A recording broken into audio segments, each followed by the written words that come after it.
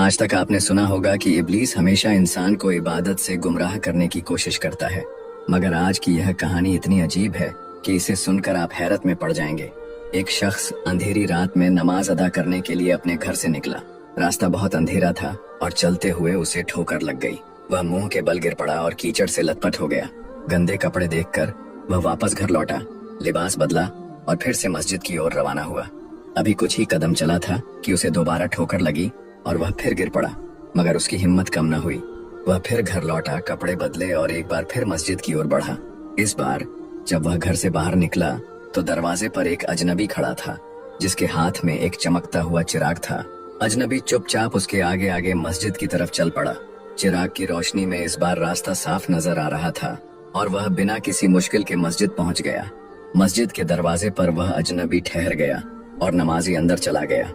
नमाज अदा करने के बाद जब वह बाहर निकला तो देखा कि वह अजनबी अभी भी खड़ा था, मानो उसे घर छोड़ने आया हो। नमाजी को अजनबी पर शक हुआ और उसने उससे पूछा, आप कौन हैं? अजनबी ने जवाब दिया, मैं इब्लीस हूँ।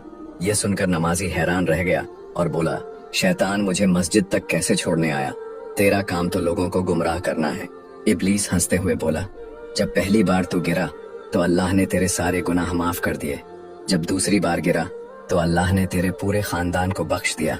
मुझे डर था कि अगर तू तीसरी बार गिरा तो अल्लाह पूरे गांव को बख्श देगा, इसलिए मैं चिराग लेकर आया ताकि तू बिना गिरे मस्जिद पहुंच जाए। यह सुनकर नमाजी की आंखों में आंसू आ गए। उसने सजदे में गिरकर अल्लाह का शुक्र अदा किया कि उसकी मेहनत और नियत को अल्लाह ने कबूल कर लिया।